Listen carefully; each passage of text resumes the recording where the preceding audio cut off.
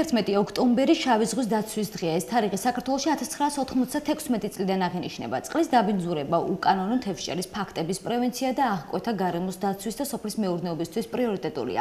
სწორედ ამიტომ კონვენციური სამმართველოს თანამშრომლები საქართველოს ტერიტორიულ წყლებსა თუ ნავსადგომებში ყველა გემის 24 საათიან მონიტორინგს ახორციელებს. კონტროლი თანამედროვე ელექტრონული ტექნოლოგიებით ხორციელდება. რატომ არ უნდა დავაბინძუროთ სხვა და როგორ უნდა ავიშოროთ ეს ყველაფერი თავიდან თემაზე ახლა საუბარს ბათუმის ნავიგაციის სასწავლო უნივერსიტეტის ხარისხის უზრუნველყოფის სამსახურის ხელმძღვანელთან ნათია მიქელთაძესთან ერთად გავაგრძელებთ. მოგესალმებით. გავუტან ნათია, მადლობა გადაცემაში სტუმრობისთვის. მოგესალმებით, ძალიან დიდი მადლობა მოწვევისთვის და რაც მთავარია, დიდი მადლობა იმისთვის, რომ გადაწყვიტეთ გესაუბრათ ამ თემაზე, რომელიც ძალიან აქტუალურია და რომლის პოპულარიზაცია საჯარო განხილვა ნამდვილად ძალიან შედეგიანი იქნება საბოლოო ჯამში. მადლობა. მადლობა თქვენ რომ მობრძანდით და ასეთ საინტერესო თემაზე ვაპირებთ საუბარს თქვენთან ერთად. აი მოგვიყევით რა არის გათვალისწინებული ზღვის გარემოს დაბინძურების პრევენციასთან დაკავშირებით საზღვაო საგანმანათლებლო პროგრამებში? კი ბატონო, მოგახსენებთ, თქვენ იცით რომ ბათუმი არის ქალაქი, სადაც არის ლოკალიზებული ზოგადად ქართული საზღვაო განათლება. ვინაიდან საქართველოს სულ ორი უმაღლეს საგანმანათლებლო დაწესებულებაა, რომელიც ახორციელებს საზღვაო პროგრამებს და ორივე ბათუმშია განლაგებული. უპირველეს ყოვლისა, რა თქმა უნდა, ძალიან მნიშვნელოვანია და გასათვალისწინებელია ის ფაქტი, რომ საზღვაო საგანმანათლებლო დაწესებულებების საგანმანათლებლო პროგრამები არის აგებული საერთაშორისო საზღვაო ორგანიზაციის მიერ განსაზღვრულ მოდელ კურსებზე, რომლების შესაბამისადაც უნდა მოხდეს საზღვაო სწავლება ყველა იმ ქვეყანაში, რომელსაც სურს, რომ საერთაშორისო საზღვაო ორგანიზაციის აღიარება მოიპოვოს. ქართულმა საზღვაო განათლებამ არაერთხელ დაადასტურა თავისი შესაბამისობა საერთაშორისო სტანდარტთან, გაიარა ბევრი შესაბამისი აუდიტი. და მე მინდა ხაზგასმით აღნიშნო, რომ უსაფრთხოებასთან დაკავშირებული სასწავლო კურსები ალბათ შეადგენს ერთ-ერთ უმნიშვნელოვანეს ნაწილს იმ საგანმანათლებლო პროგრამის, რომლის საერთაშორისო სტანდარტთან შესაბამისობაც უნდა დაადასტურდეს. ჩვენ ვასწავლით ჩვენი საგანმანათლებლო პროგრამების, საზღვაო პროგრამების ფარგლებში ისეთ სასწავლო კურსს, როგორიც არის გემების მიერ ზღვის დაბინძურების პრევენცია და დაბინძურების თავიდან აცილება. ეს არის სავალდებულო კურსი, ეგრეთ წოდებული კონვენციური სასწავლო კურსი გახლავთ, რომლის ფარგლებშიც საზღვაო სპეციალობების სტუდენტები სწავლობენ მარპოლს, ეს გახლავთ საერთაშორისო საზღვაო ორგანიზაციის მიერ და შემუშავებული კონვენცია გემების მიერ ზღვის დაბინძურების თავიდან აცილების მიზნით. თავისთავად ცხადია, რომ ამ კონვენციის ზედმიწევნით კარგად შესწავლა არის ჩვენი კურსდამთავრებულების, ქართველი მეზღვაურების საერთაშორისო ბაზარზე მიღების, აღიარების და წარმატებული დასაქმების ერთ-ერთი ძირითადი პირობა. გარდა ამისა, რა თქმა უნდა, მათ უტარდება ძალიან ბევრი დამატებითი წვრთნა, სემინარი, ვორქშოპი, რომელიც ამ საკითხებს უკავშირდება. ასე რომ საზღვაო განათლებისთვის ჩვენ თამამად შეგვიძლია ვთქვათ, რომ ქართული საზღვაო განათლებისთვის ერთ-ერთი პრიორიტეტია ისეთი მეზღვაურების აღზრდა, რომლებსაც გემის მიერ ზღვის დაბინძურების პრევენციის წესები შესახორცებული აქვთ და ერთ-ერთ პრიორიტეტად და ძალიან საინტერესოა რა აქტივობებს ახორციელებს ბათუმის ნავიგაციის სასწავლო უნივერსიტეტის ზღვის დაბინძურებასთან ბრძოლის საკითხებში. აი კონკრეტულად რა აქტივობები? კი ბატონო, კონკრეტულად იცით, ძალიან ისეთი მრავალფეროვანი აქტივობები გვაქვს დაწყებული იქედან, რომ ჩვენ ყოველ წელს შავი ზღვის დაცვის დღეს ვალაგებთ სანაპირო ზოლს. დიდი ხნის ტრადიცია, ბოლო 10 წლის მანძილზე თუ არ ვცდებით, პანდემიის დროს მე მგონი ჩაგვივარდა ეს პროცესი. რეგულარულად ვიღებთ ხოლმე სანაპიროს ერთ რომელიღაცა კონკრეტულ ზოლს და ვალაგებთ ამ ზოლს. სან დასუფთავებასთან ერთად ვაწყობთ ძალიან დიდ და მასშტაბურ აქციას და ვთვლით, რომ ეს უმუშავებს ჩვენ სტუდენტებსაც და პედაგოგებსაც, იმიტომ რომ ყველანი ვართ ამ პროცესში ჩართულები, აი მინიმალური ჩვევებით დაწყებული, ხო, რომ სანაპირო არ უნდა დაანაგვიანდეს, დამთავრებული იმით, რომ ჩვენი უნივერსიტეტი არის ნაუტიკალ ინსტიტუტის, ასევე იამუს საზღვაო უნივერსიტეტების საერთაშორისო ასოციაციის და ასევე იმლას საზღვაო ლექტორების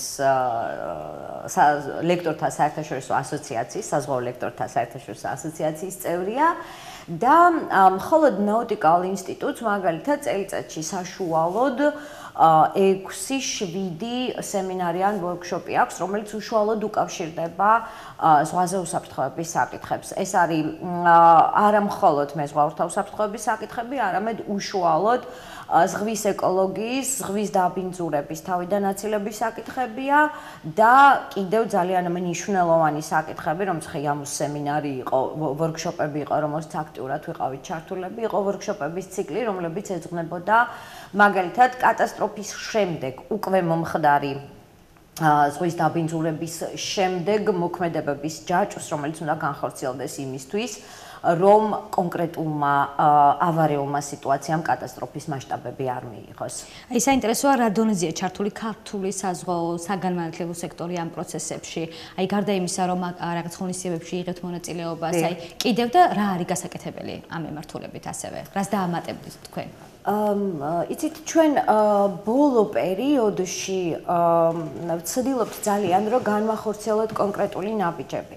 თავისთავად ცხადია რომ ვთქვათ მხოლოდ საზღვაო სფერო, მხოლოდ ერთი ან ორი უნივერსიტეტი უღონოა ამ შემთხვევაში და გასაგებია რომ ეს გაცილებით უფრო მასშტაბური პრობლემაა, ხო?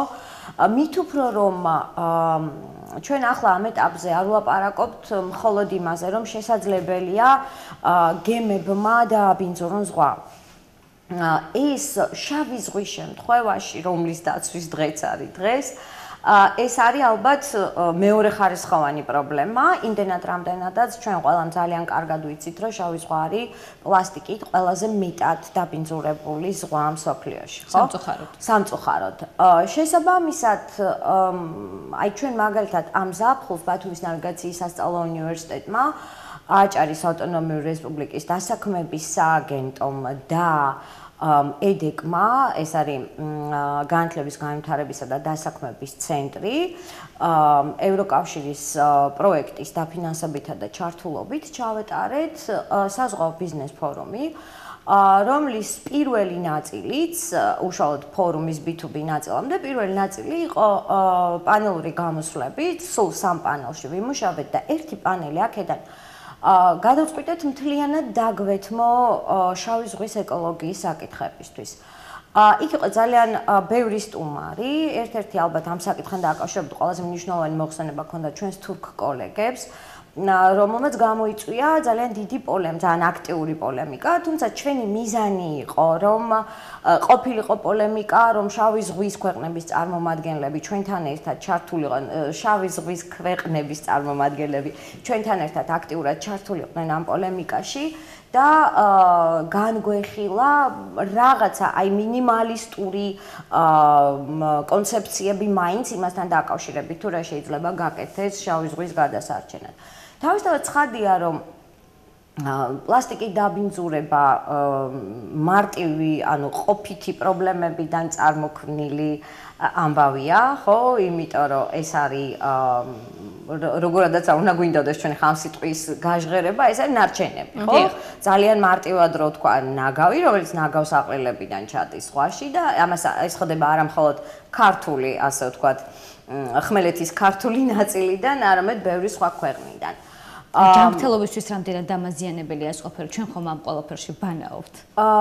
დიახ, რა თქმა უნდა, ჯანმრთელობისთვისაც, მაგრამ უპირველეს ყოვლისა ყველაზე დიდი პრობლემა ექმნება იმათ, ვინც იქ ცხოვრობს და არა იმათ, ვინც იქ პერიოდულად ბანაობს. იმიტომ რომ მოგეხსენებათ, რომ პლასტიკი კატასტროფულად მოქმედებს, დამღუპველად მოქმედებს ფლორაზე და ფაუნაზე, რომელიც იმ წիր ფლორაზე და ფაუნაზე, რომელიც ჩვენ ზღვას გააჩნია და ფაქტობრივად დროთა განმავლობაში იწვევს იმას, რომ ჯერ ისედაც მსოფლიოში მიდის პროცესები, მოგეხსენებათ, რომ გლობალური დათბობა ნახშირ ორჟანგის მომატებას იწვევს ზღვაში, ხო? ანუ გლობალური პროცესებიც იმდენად რთულია, რომ თავისთავად შესაძლებელია გარკვეული პრობლემები შეიქმნეს, მაგრამ რა თქმა უნდა, ამას ემატება სისტემატიურად ნარჩენების ჩაშვება ზღვაში.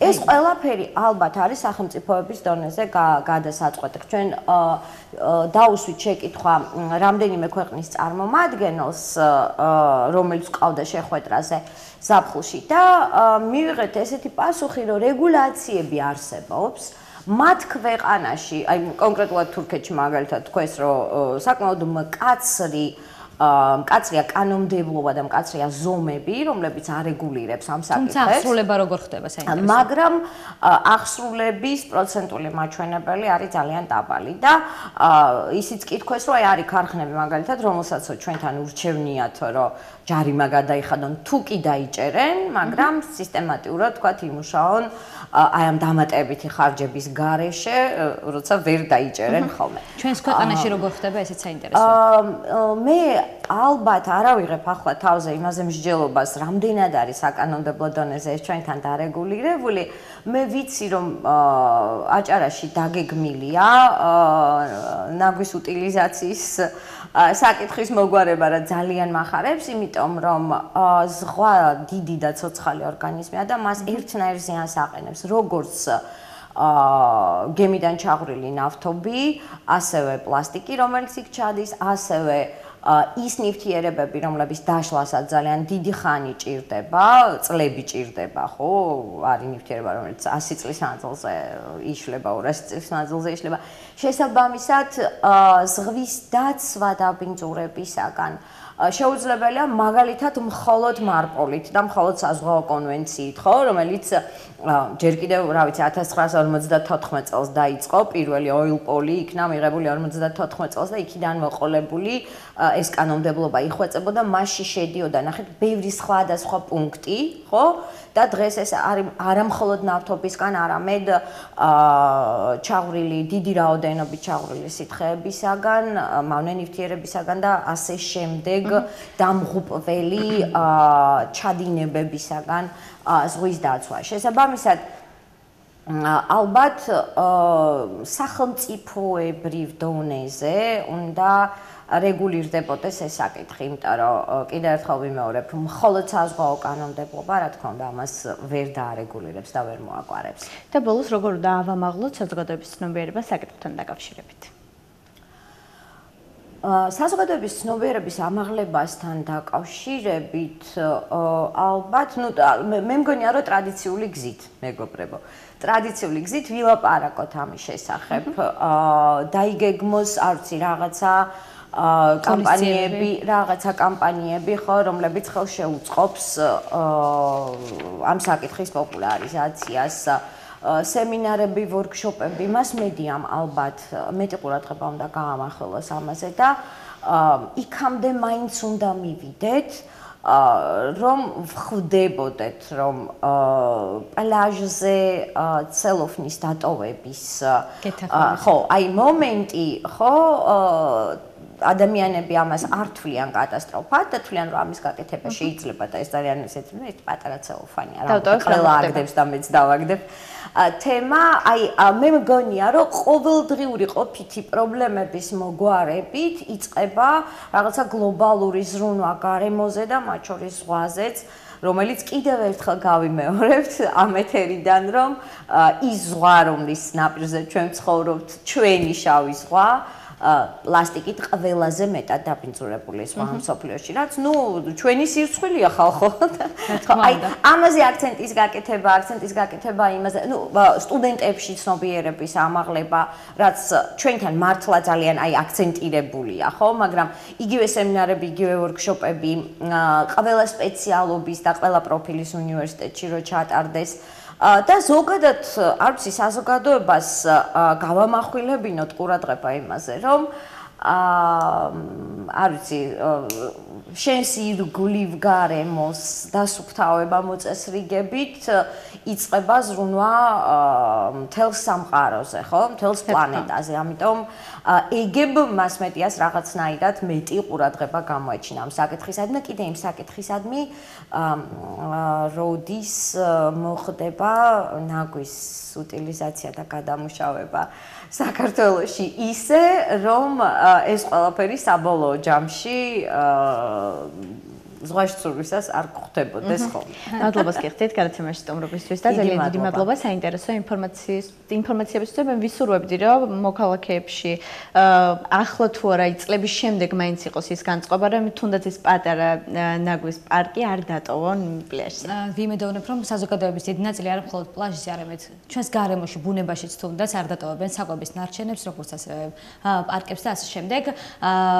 დიდი მადლობა ასეთი საინტერესო თემისთვის, საინტერესო საუბრებისთვის, მოწოდებებისთვის და ვიმედოვნებ, რომ ასევე დიდი ყურადღება იქნება გამახვილებული როგორც კანონმდებლობაზე, ასევე მის აღსრულებაზე. წარმატებებს გისურვებთ. დიდი მადლობა. ჩვენ კი მაყურებელს შევახსენებთ, რომ ჩვენი გადაცემის სტუმარი ბათუმის ნავიგაციის სასწავლო უნივერსიტეტის ხარისხის უზრუნველყოფის სამსახურის ხელმძღვანელი ნათია მიქელთაძე იყო.